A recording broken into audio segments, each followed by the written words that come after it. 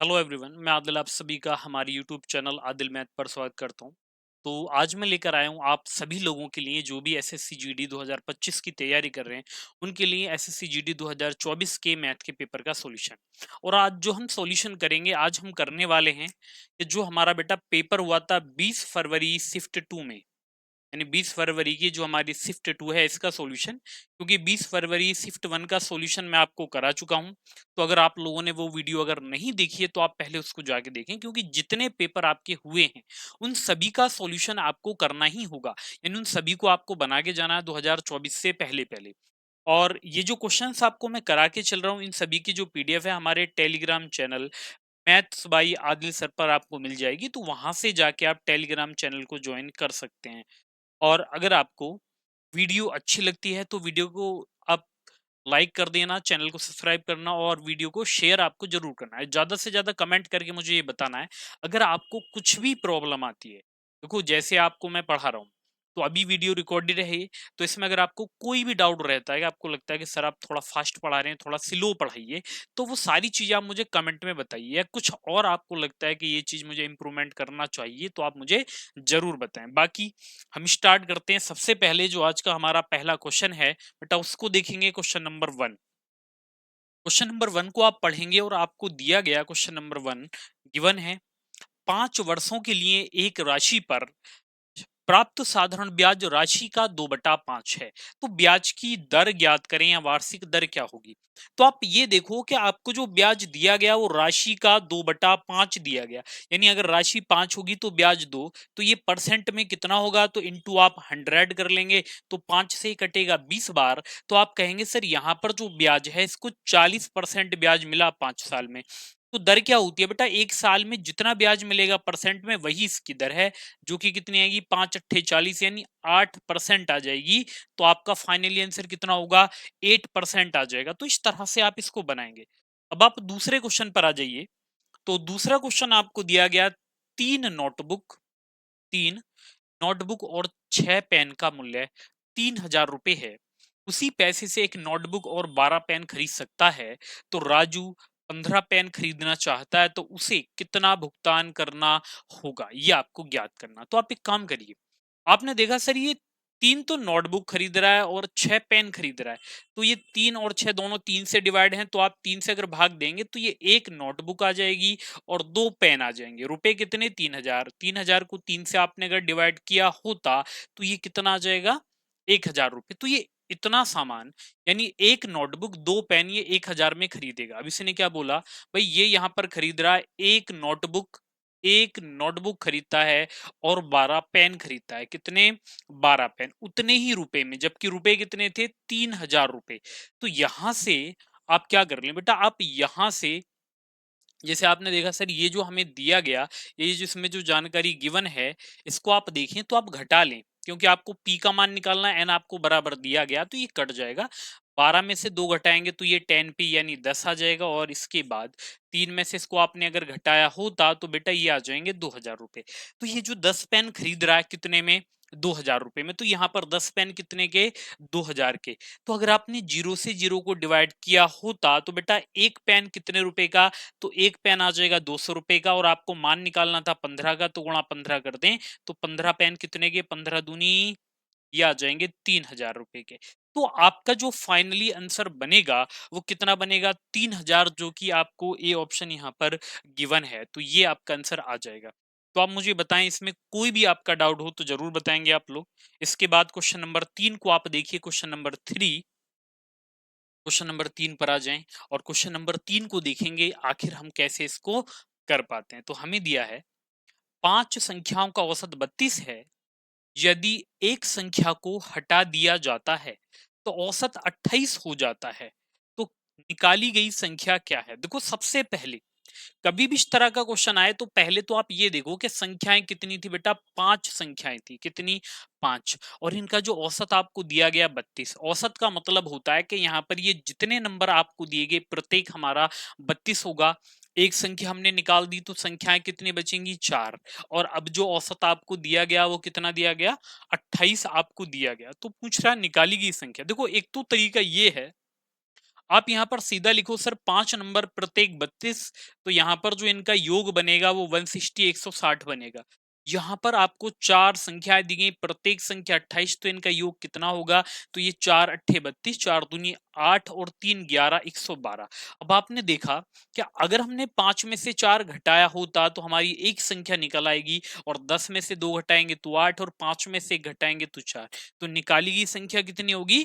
48 48 आ जाएगी। लेकिन भाई ये तरीका अगर आपकी कैलकुलेशन पॉइंट में आ गई तो फेल हो जाएगा, आप गुणा ही नहीं कर पाओगे, टाइम इतना ज्यादा लग जाएगा। तो आपको क्या करना है? देखो आप सीधा काम करिए कि सर अगर निकाली गई संख्या यहाँ पर 32 होती तो औसत में कोई परिवर्तन नहीं होता, लेकिन हुआ क्या? माइनस कितने का हुआ? 4 का। इसका मतलब ये है कि जब हमने एक संख्या निकाली तो वो अपने 32 तो लेकर गया, बल्कि इन चारों से प्रत्येक से 4 लेकर गया।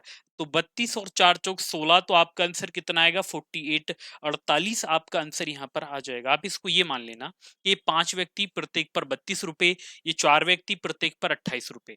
तो अगर ये अपने 32 ही लेकर जाए, मान लीजिए आप अपना 32 रुपए लेकर चले गए, तो कोई परिवर्तन हो गई, लेकिन औसत घट गया। इसका मतलब यह है कि तुम इनसे भी यानी प्रत्येक से 4 रुपए ले गए, तो जितने बचे आप चारों से 4 लेकर गए, अपने 32 और 4 चौक 16, तो ये टोटल कितना आएगा? 48 आ जाएगा। तो इस तरह से आप इसको बनाएंगे।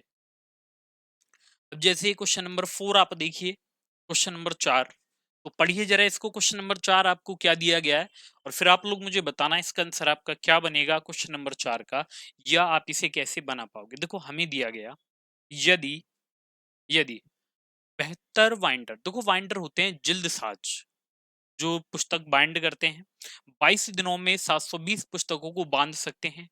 12 दिनों में 660 पुस्तकों को बांधने के लिए कितने बाइंडरों की आवश्यकता होगी, यानी कितने जिल्द साज चाहिए। तो यहाँ पर सीधा आप ये देखो बेटा, यहाँ पर कितने जिल्द साज, तो आप कहेंगे सर 72, 72 हमें दिए गए। कितने? 72 हमें दिए गए। इन्होंने कितने दिन में? 22 दिन में, 22 डेज, और 72 दिन में इन्होंने कितनी पुस्तकें बांध दी? तो ये बांधते हैं 720 पुस्तकें। कितनी? 720। अब यहाँ पर ये जितना काम करेंगे वो आपको बटे में लेना है, क्योंकि हमारा जो फॉर्मूला होता है, हमारा फॉर्मूला होता है M1 D1 H1, और अपॉन में होता है W1।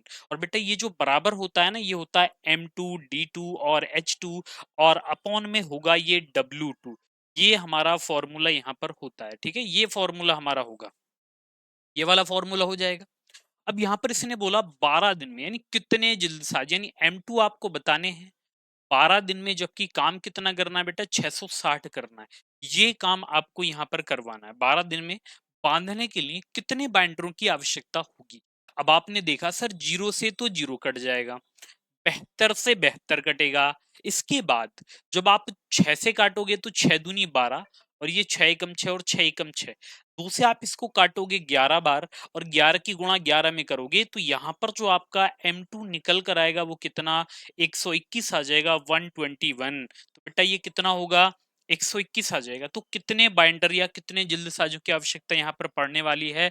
तो यहाँ पर पड़ेगी 121 की। तो आपका जो आंसर बनेगा फाइनली 121 आ जाएगा। तो क्वेश्चन नंबर 5 पर आप लोग आ जाएंगे और मुझे बताएंगे क्वेश्चन नंबर 5 का आंसर हमारा क्या बनेगा, या आप लोग इसको कैसे कर पाओगे। क्वेश्चन नंबर 5 ये सभी बताएंगे बेटा, क्वेश्चन नंबर 5 कैसे होगा, या इसका जो आपका आंसर है वो क्या बन जाएगा, ये आपको ज्ञात करना है, ठीक है, वो समझ लेते हैं। देखिएगा क्वेश्चन नंबर 5, 8400 रुपए को PQR के बीच क्रम से 2/3 रेशो 3 अनुपात 1/3 के अनुपात में विभाजित किया जाता है, तो आर का हिस्सा बताइए।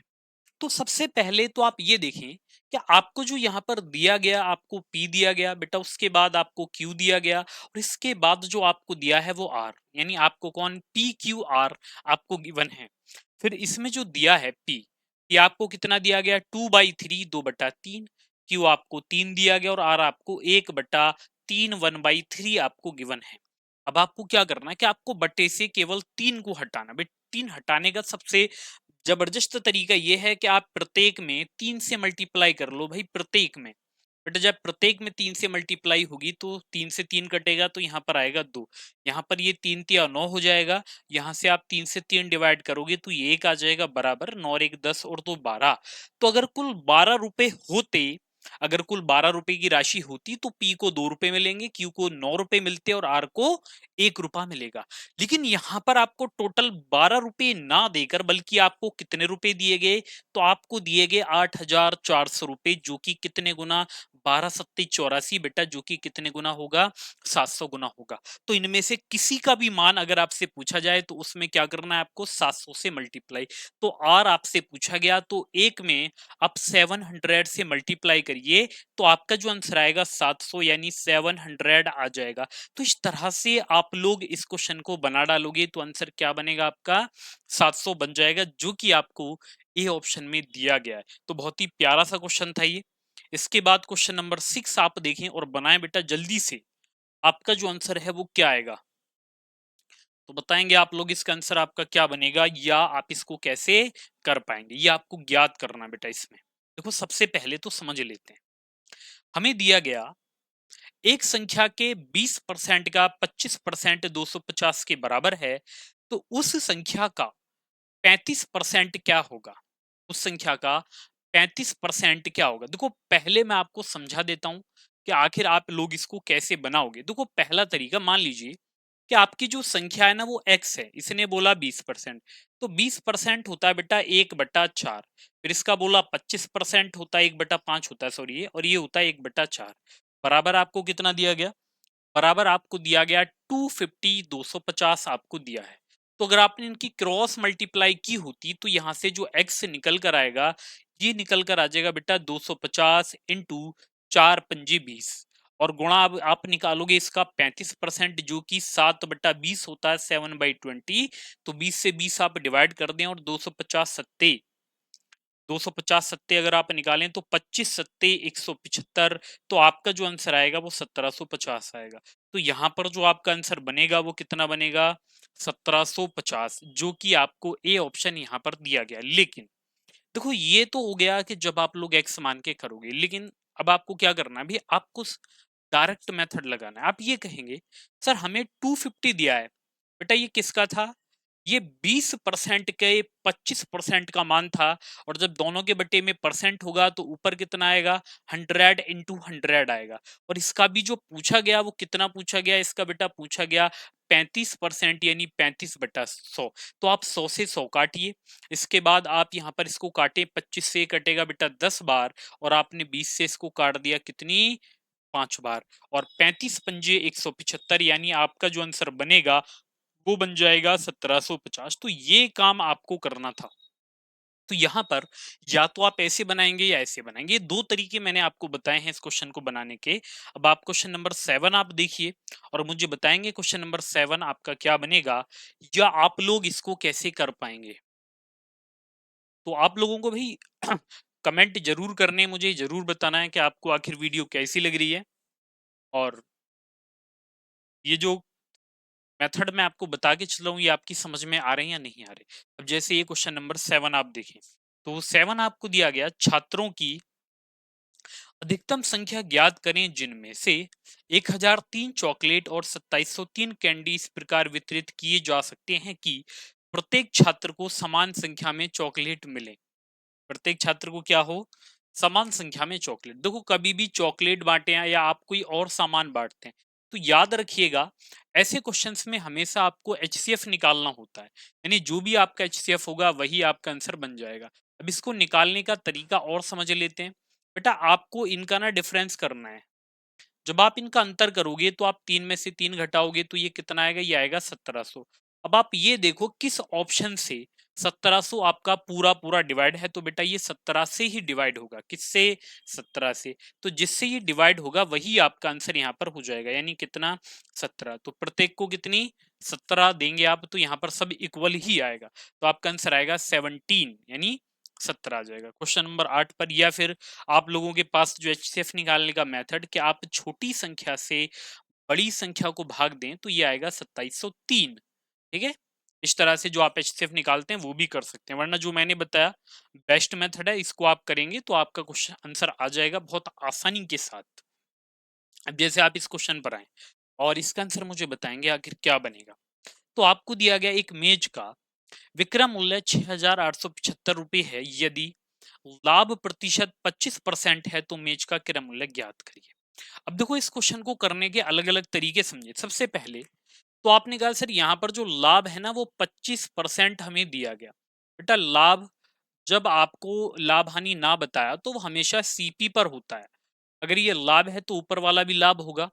तो हम ये कह सकते हैं कि यहाँ पर अगर हमारा सीपी 4 रुपए होगा तो यहाँ पर जो एसपी होगा वो कितना होगा? बेटा एसपी होगा 4 और 1 5, क्योंकि हम इसको 1 रुपए के लाभ पर बेचेंगे। तो 4 में खरीदा तो 5 में बेच देंगे। तो यहाँ पर आपको क्या करना बेटा, आपको ये 5 ना देकर, ये 5 तो आपको दिया नहीं बल्कि आपको 6,875 दिया है। कितना दिया गया? ये दिया 6,875। अब जरा 5 से आप इसको डिवाइड करिए तो ये बनेगा 5 एकम 5, 18 हो जाएंगे। 5 तिया 15, 37, तो 5 सत्ते 35 और 5 25, 1375 गुणा। तो आप इधर भी क्या कर दें, इधर भी आप 1375 से गुणा कर दें तो ये आएगा 4 पंजे 20, 4 सत्ते 28 और 2 30, 4 तिया 12, 3 15, 4 एकम 4 और 1 5। तो आपका जो फाइनली आंसर यहाँ पर सीपी पूछा गया क्रय मूल्य वो कितना होगा? 5500 रुपये आ जाएगा। तो आपका आंसर क्या बनेगा बेटा? 5500 बनेगा। एक तो तरीका ये था। दूसरा तरीका आपको क्या करना है, यानी यहाँ पर जो हमारा मेथड 2 होगा उसको आप केवल इतना करिए कि आपको सीपी निकालना है। तो आपने देखा सर इसको जो बेचा गया 6,875 रुपए में इसको बेचा गया, कितने पर? 25% लाभ पर। तो ये 125 का मान होगा, हमें निकालना कितने का? 100 का मान। तो यहाँ पर ये होगा 25 पंजे 125, 2500 का 100। आपने 5 से इसको डिवाइड किया 1375 बार, और 1375 में अगर आपने 4 से गुणा की होती तो ये कितना आ जाएगा? 5500 आ जाएगा। तो आपका आंसर तो तब भी आ जाएगा, या तो ऐसे करो या फिर ऐसे करो। आपको तरीके ना सभी सीखने हैं, समझे? ऐसा नहीं है कि आपने केवल एक तरीका सीखा कि नहीं हमारे लिए ये तो पर्याप्त है। बेटा कुछ भी सफिशिएंट नहीं होता। अगर क्वेश्चन हार्ड हो जाए ना तो वहां पर ये तरीके आपके सारे काम आते हैं, समझे? तो हमेशा लॉन्ग मेथड पे ना जाके, या जो आपको आसान लग रहा है सभी आपको सीखना पड़ेगा। अब जरा देखते हैं इसको। क्वेश्चन नंबर 9 आप देखें। आपको दिया एक वस्तु का अंकित मूल्य उसके क्रय मूल्य से 60% अधिक है। यदि 20% की छूट दी जाती है तो लाभ प्रतिशत ज्ञात करिए। बहुत ही आसान क्वेश्चन पेपर में पूछा गया, कई बार ये क्वेश्चन आया है। देखो कभी भी अगर अंकित मूल्य क्रय मूल्य से ज्यादा और फिर उस पर बट्टा दिया जाए तो आपके पास है ना, इसके लिए बहुत सारे तरीके हैं। पहले तरीके की अगर मैं बात करूं तो बेटा सबसे पहला तरीका हमारा यहाँ पर जो लगाओगे आप लोग, ये लगाओगे फॉर्मूला मेथड, ये वाला a plus B minus A B बटा 100। बस याद रखना, प्लस a+b+ab/100। ये फॉर्मूला जो मैंने लिखा है ना बेटा, ये आपका एक बेसिक फॉर्मूला होता है। अगर लाभ है तो आप वहां पर क्या करोगे? प्लस, और अगर बट्टा दिया जाए या हानि तो वहां पर आप लेते हैं माइनस। जैसे यहाँ पर अंक कितना अधिक दिया गया? 60, और कितने का बट्टा दिया गया? 20 का। तो आप यहाँ पर माइनस लेंगे तो ये बनेगा, जब एक माइनस प्लस होगा तो माइनस ही आएगा, और बट्टे में ये बनेगा 100। अब आप ये बताएं 60 में से अगर आपने 20 घटाया होता तो 40। आप दोनों जीरो से दोनों जीरो डिवाइड कर दें तो 6 दूनी 12, और फाइनली जो आपका आंसर आएगा वो 28%। अगर प्लस में आ जाए तो लाभ, और अगर बेटा माइनस में आ जाए तो ये हो जाएगी हानि। अगर माइनस में आ जाए तो क्या होगा? ये हानि होगी। ये हो गया हमारा पहला तरीका। अब दूसरा तरीका आपका आ जाता है रेशो मेथड। दूसरा क्या आएगा? Ratio method. आपको क्या करना है बेटा? आपको केवल एक काम, कि आपको लाभ हानि पता करना है। तो आप यहाँ पर क्या लोगे? सीपी और एसपी। सबसे पहले तो आप मुझे ये बताएं कि यहाँ पर जो आपको लाभ दिया गया 60%, जो कि 3/5 होता है, यानी ये अधिक दिया है। ये 5 की अगर वस्तु है तो आप 3 अधिक करके इस पर क्या कर दोगे? 8। फिर आपको जो बट्टा दिया गया, बट्टा कितने का दे रहे हो आप? 20%, यानी ये माइनस होगा। तो ये कितना बनेगा? 1/5। तो अगर 5 रुपए इस पर अंकित हैं तो 1 रुपए कम, यानी कितने में बेच दोगे? 4 में। तो ये बनेगा 5 25, और बेटा ये बनेगा 8 चौक 32।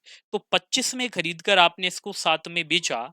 आप क्या कर रहे हो बेटा? 7 रुपए ज्यादा में बेच रहे हो। 25 में तुमने इसको खरीदा, इंटू 100 आप यहाँ पर करिए।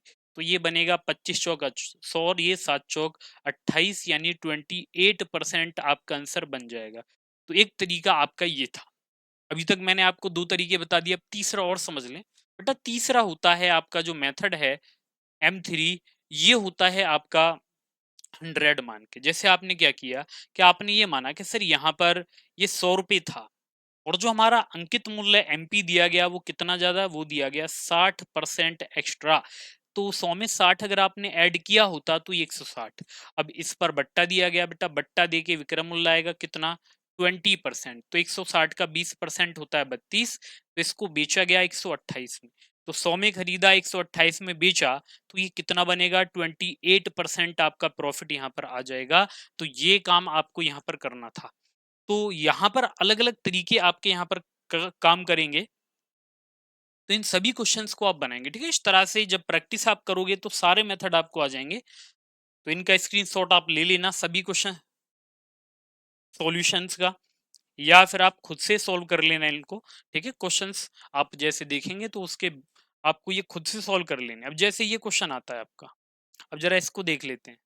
देखो हमें दिया है आधार की त्रिज्या 70 सेंटीमीटर, ऊंचाई 14, तो बेलन का वक्र पृष्ठ का क्षेत्रफल ज्ञात करें। देखो सबसे पहला तरीका, अगर आप बेलन का वक्र पृष्ठ निकालेंगे तो बेटा फॉर्मूला होता है वक्र पृष्ठ का, होता है 2 पाई आर एच। 2 पाई आर एच होता है। अब आपने देखा सर इसमें पाई आ रहा है, बेटा पाई का मान होता है 22/7, और 22 में 11 आ रहा है। तो जो भी ऑप्शन आपका 11 का मल्टीपल होगा, जो 11 से डिवाइड होगा, वही आपका आंसर। तो आपने ए ऑप्शन देखा 59, 59, 30। बेटा ए ऑप्शन आपको क्या दिया गया, ये दिया है 59, 30 आपको दिया है। तो 5 और 3 8 और ये 9, तो अंतर आपका 1 बनेगा। ये आपका 11 से डिवाइड नहीं होगा। इसके बाद आपने बी ऑप्शन लिया, बी आपको दिया गया 64, 20। तो यहाँ पर 6 और 2 8 और ये 4 0, तो ये डिफरेंस आपका 4 आएगा। बेटा ये भी आपका आंसर नहीं हो सकता। अब आप लोगों ने सी ऑप्शन देखा, ये आपको दिया गया 63 और 50। तो 6 5 11 और 3, 11 में से 3 घटाएंगे तो 8 आएगा। भाई ये भी आंसर नहीं हो सकता। तो डी क्या दे रखा है आपको, डी आपको दिया गया 616 और ये 0। तो यहाँ पर 6 और 6 12 और ये 1, 12 में से घटाएंगे तो 11। तो ये आपका आंसर यहाँ पर बन जाएगा। तो ये वो तरीका है कि अगर आपको फॉर्मूला याद नहीं है और आपको मेन सॉल्यूशन का क्वेश्चन, जैसे बेलन का, शंकु का, गोले का, वृत्त का, इनका अगर क्वेश्चन आ जाए तो आप ये वाला काम करिएगा, ठीक है, आपका आंसर आ जाएगा। वरना तो सीधा आपको निकालना है कि सर यहाँ पर जो सी एस ए होता है, कर्व सरफेस एरिया, इसका फॉर्मूला 2 पाई आर एच होता है। तो यहाँ पर आप 2 लेंगे, इसके बाद बेटा पाई की वैल्यू आप 22/7 लेंगे। रेडियस जो आपको दे रखी है वो 70 यानी 70, और इसके बाद हाइट आप देख लें तो हाइट आपको देगी 14 यानी 14 आपको दिया गया। अब आपने इसको डिवाइड किया 7 से 10 बार, और ये बनेगा 22 दूनी 44, 440 इंटू 14, जो कि कितना आएगा आपका 616, और यहाँ पर 0 आ जाएगी। तो ये आपका प्रॉपर तरीका हो जाएगा। तो समझ में आ गया क्या करना है आपको। तो इस तरह से आप लोग इसको बनाएंगे।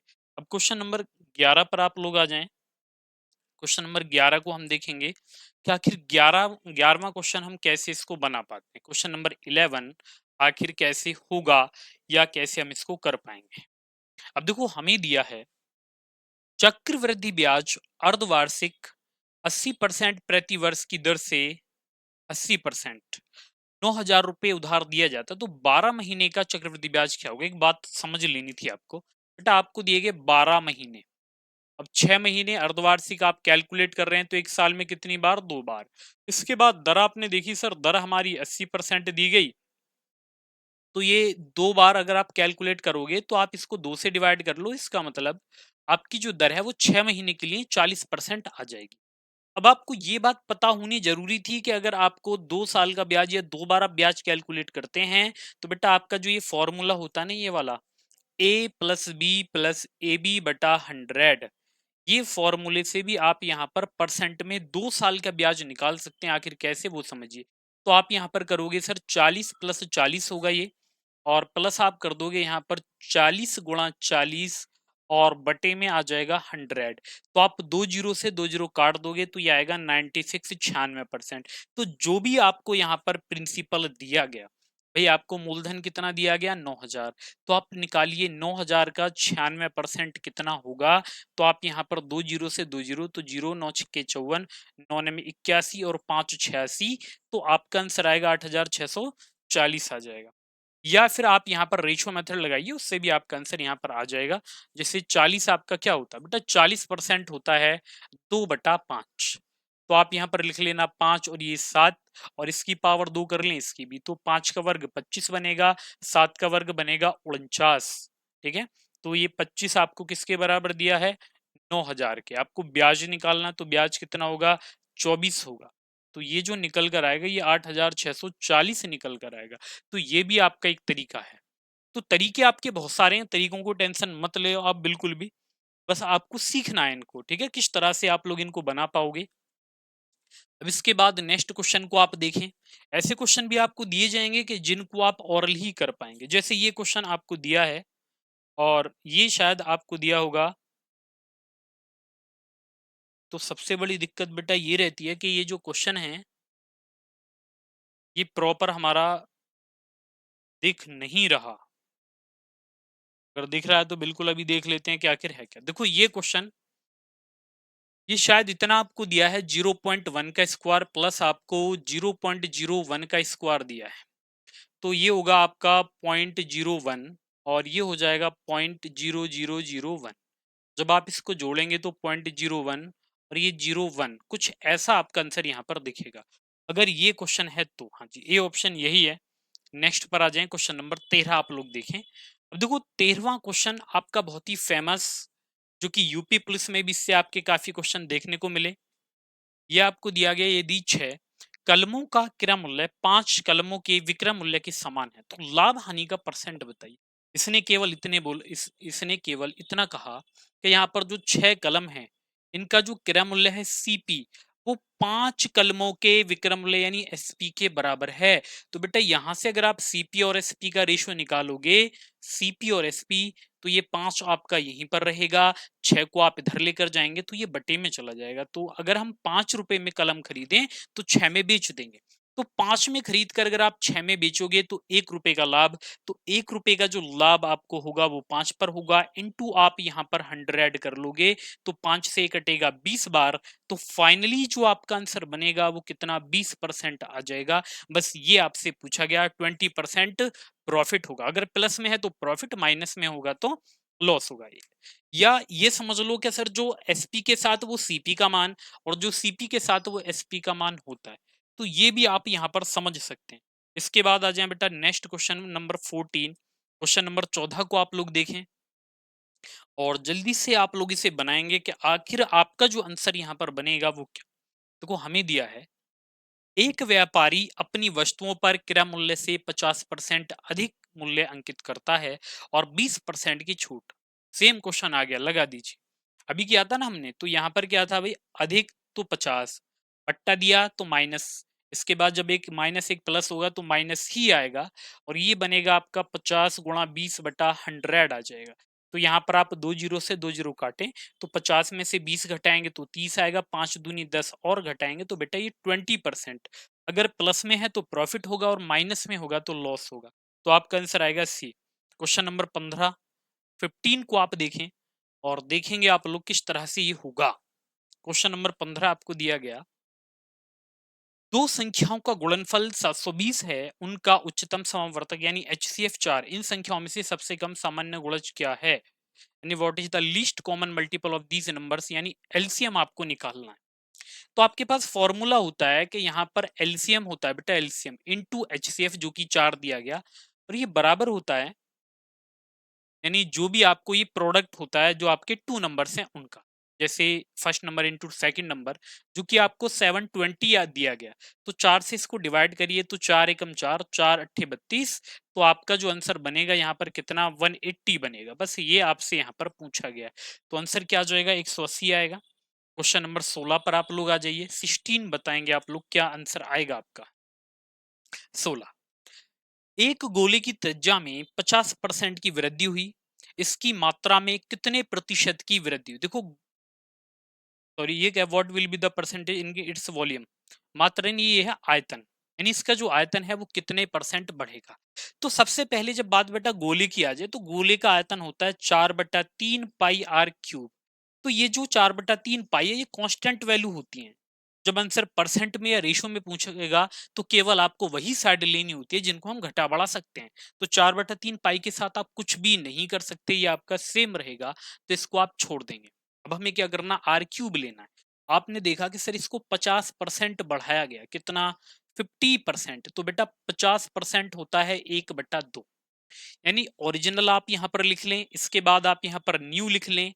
तो आपने लिखा सर यहाँ पर जो हमारी रेडियस है वो अगर पहले 2 थी, बेटा ये ओरिजिनल रेडियस होगी आपकी 2, आपने इसको 1 बढ़ा दिया 3 हो जाएगी। आपको तो r की पावर 3 लेना था, तो यहाँ पर क्या करोगे, 2 की पावर 3 और 3 की पावर 3, तो 2 की पावर 3 8 होगा और 3 की पावर 3 27 होगा। तो हमने इसको कितना बढ़ा दिया, ये बढ़ा 19।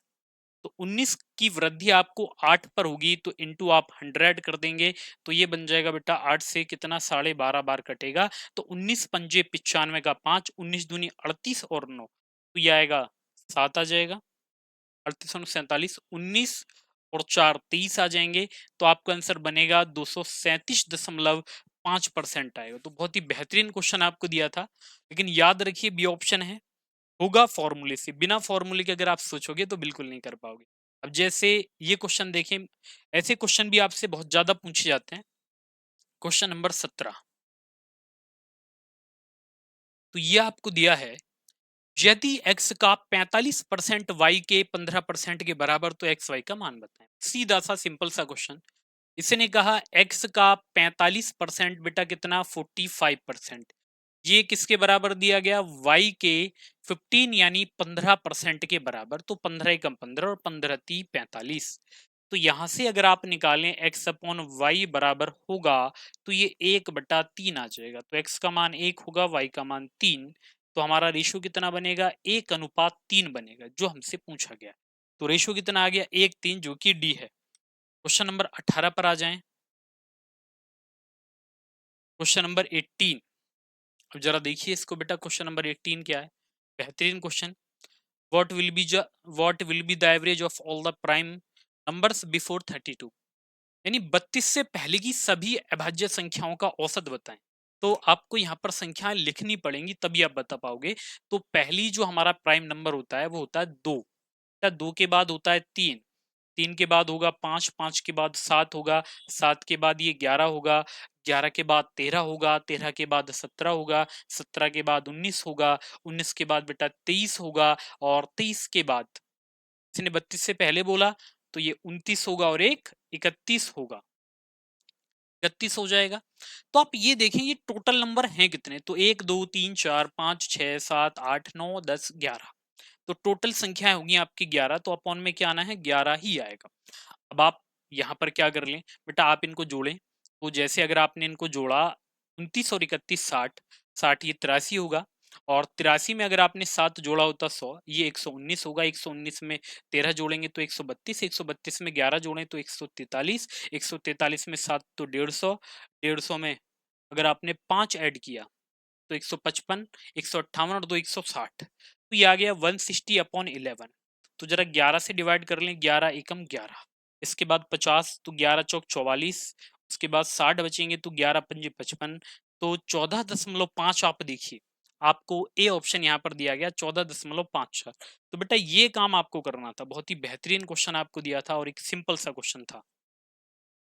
तो बस यहाँ पर याद रखिए कि जब आपको प्राइम नंबर देगा तो इसके कोई ट्रिक नहीं है, आपको नंबर लिखने पड़ते हैं, उसके बाद ही आंसर आपका आएगा। 19, श्वेनपिल 16 दिन में एक सोफा बना सकती है, रेवती के साथ मिलकर काम करते हुए वह 128/17 दिन में काम को पूरा कर सकती है। यदि रेवती अकेले काम करती तो काम पूरा करने में कितना समय लगता, भाई देखते हैं इसको। देखो एक तो हमें टाइम दिया गया 16 और एक हमें दिया गया 128/17 आपको दिया गया। तो जब आप इसका एलसीएम लोगे तो आप एलसीएम लोगे 16 का और अंश यानी जो हमारा न्यूमरेटर होगा उसका 128, तो 16 अट्ठे 128 होते हैं और ये इधर आ जाता 17। तो आप देखेंगे जब ये अकेले काम कर रही थी तो 8, जब दोनों ने काम किया तो 17, तो 17 में से 8 घटाएंगे तो जो पूछा गया है वो कितना काम करेगा बेटा 9। तो आंसर कितना बनेगा, 8 और 2 10 11, 128/9 आएगा, ए ऑप्शन। क्वेश्चन नंबर 20 पर आ जाएं। क्वेश्चन नंबर 20 आप और देख लीजिए। क्वेश्चन नंबर 20 आखिर कैसे होगा या आप लोग इसको कैसे बना पाएंगे। 384 मीटर लंबी एक ट्रेन एक बिजली के खंभे को 12 सेकंड में पार करती है और विपरीत दिशा में यात्रा करते हुए समान लंबाई की अन्य ट्रेन को 12 सेकंड में पार करती है, तो दूसरी ट्रेन की लंबाई क्या है? हैं, देखिएगा, इसने कहा 384 मीटर लंबी एक ट्रेन एक बिजली के खंभे को 12 सेकंड में पार करती है और विपरीत दिशा में से दूसरी ट्रेन की गति पूछिए। तो यहाँ पर आपको केवल एक काम करना, देखो रेलगाड़ी अगर किसी बिजली के खंभे को पार करती है तो इसका मतलब होगा वो अपनी ही लंबाई पार कर रही है। तो 12 में, तो 12 से डिवाइड कर दें तो 12 36 और 12 दूनी 24, तो ये आएगा 32 मीटर पर सेकंड। और अगर हम विपरीत दिशा, तो दोनों की चालें ऐड हो जाती हैं। अब यहाँ पर दूरी कितनी होगी, 384 और इंटू 2 अपॉन में 12, यानी 12 ही आएगा। तो ये बेटा कितना आएगा, 32 दूनी 64। तो इसका मतलब यहाँ पर जब समय समान, तो दूसरे की जो चाल आएगी वो कितनी आएगी, 32 ही आ जाएगी। तो यही आपसे पूछा गया, यानी डी ऑप्शन आएगा। और ये थे आपके 20 क्वेश्चन। तो बाकी के क्वेश्चंस या बाकी के जो आपके पेपर हैं वो नेक्स्ट क्लास में देखेंगे। तो वीडियो को लाइक जरूर करनी है आपको और चैनल को सब्सक्राइब कर लेना।